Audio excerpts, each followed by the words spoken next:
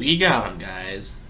Right about now, the Funk Soul Brother. Check it out now, the Funk Soul Brother. Right about now, the Funk Soul Brother. Check it out now, the Funk Soul Brother. Right about now, the Funk Soul Brother. Check it out now, the Funk Soul Brother. Right about now, the Funk Soul Brother. Right about now, about now, about now, about now. What is poppin', y'all? It is a man, Clubboy Bills. Welcome to another episode of Wisco Sports. Day 2 of the NFL Draft has concluded, and 2 more players will be joining the Packers roster this upcoming fall.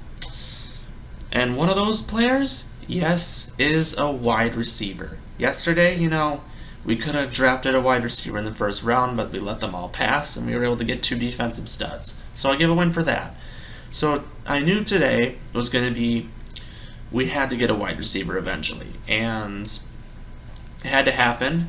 And we had the 53rd and the 59th pick, and that was going to be a while. Like, there were so many people that picked ahead, and we saw how many the wide receivers, they flew off the board instantly.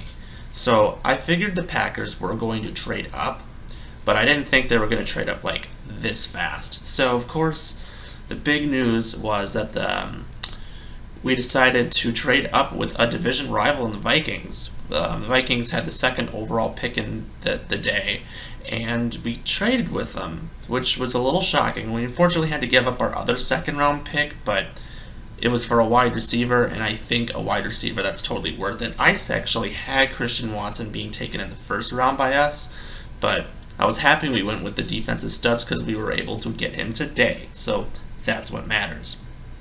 Brian Gutekunst traded picks 53 and 59 for the Minnesota Vikings to move up to the 34th spot. They used the selection to take Patrick Watson. He's a borderline first-round talent. He had a stellar career in the FCS and had a breakout showing at the NFL Scouting Combine and the Senior Bowl, and I hate to say, poor Vikings fans, you're going to regret this decision. Despite what all the people are saying, but Watson is going to be catching passes from Aaron Rodgers, every year, twice a game. Hopefully Vikings fans regret this. Yeah, they better will.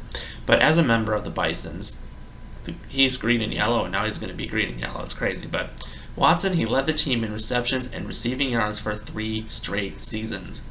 Those unfamiliar with Watson, he received a crash course introduction at this year's NFL Scouting Combine when he measured a 6'4", 208 pounds before running a 4.36 in the 40 and logging a 38.5-inch vertical leap. His athleticism, coupled with his size, earned him a near-perfect RAS score.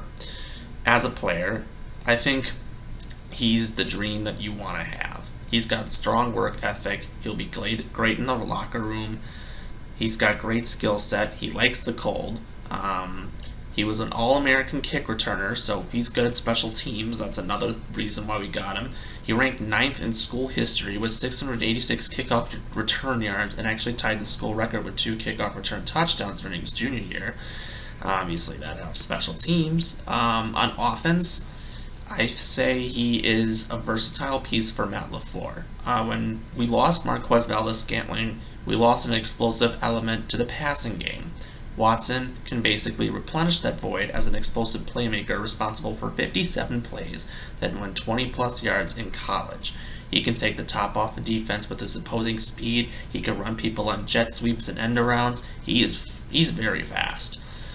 The only thing I can say is his hands may not be the greatest, and sometimes his route running may not be the greatest either, but I feel like each year he's gotten better to a point where he has the chance to be a star. If you haven't seen his film yet, as I've said before, please watch it.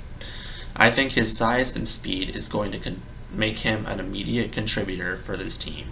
If he lives up to his true potential, he's going to follow in the footsteps of Greg Jennings, Jordy Nelson, Randall Cobb, and Devontae Adams as the next great Green Bay receiver selected in the 2nd round. So I'm absolutely happy with this pick, and of course, I'm happy we got a wide receiver. So we're gonna add him So now we have Sammy Watkins, Alan Lazard, Randall Cobb, and Christian Watson is some of the guys we got. Now, of course, I say they might draft some more people tomorrow. It's a big possibility. They might even sign someone in free agency. It's a big possibility.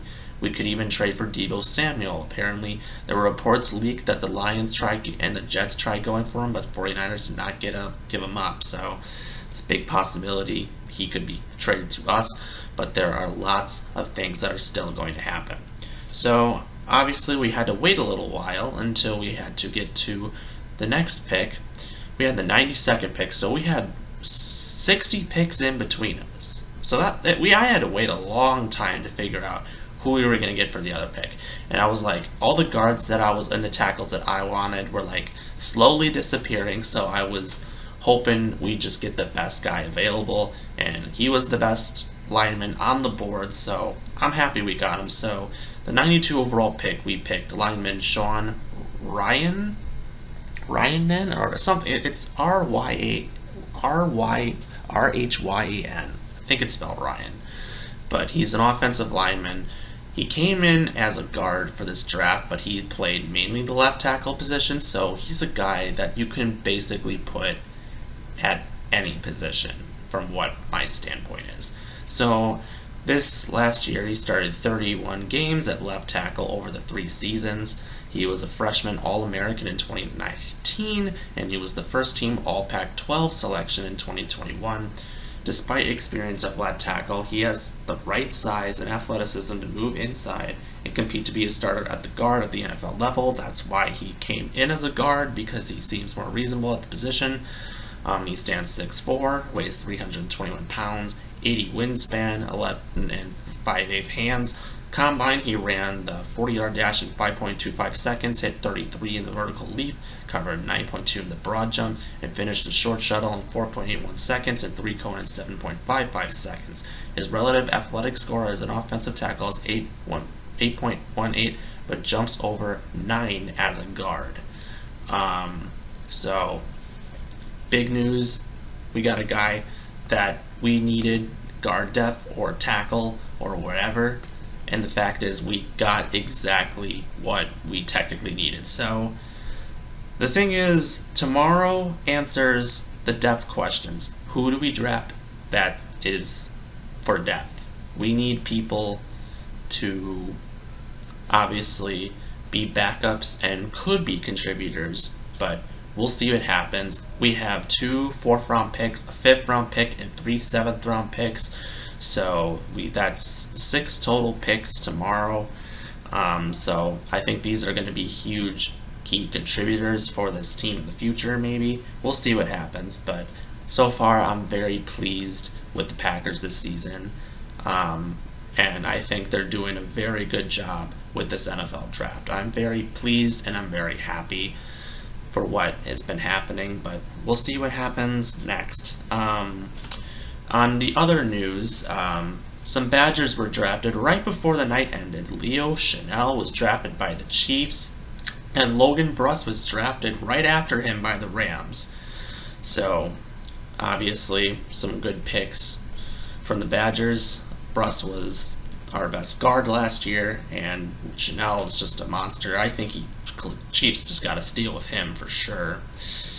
But I'm happy where they're going. That is honestly what matters, honestly. So there are some players that still have not been drafted. I mean, also Nakobe Dean. I actually had him being the first selection for the Packers, and he was taken all the way in the 3rd. So that might be a huge, I don't know, it's crazy.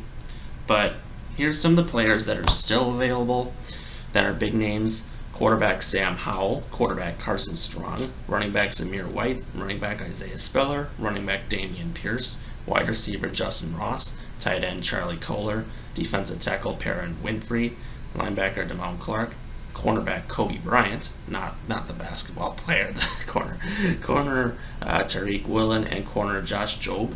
Those are some of the big names that are still available. And we'll see probably most of these people go in the 4th round, but I think that we are definitely going to get some underrated talent. But those are some of the big names that are still available. But so far, this draft is going well. I'm pleased with the Packers, and that's all that matters. So anyways, it's your man Clockboy Bales. Stay tuned for more updates, and as always, go Pack Go. We will see you next time.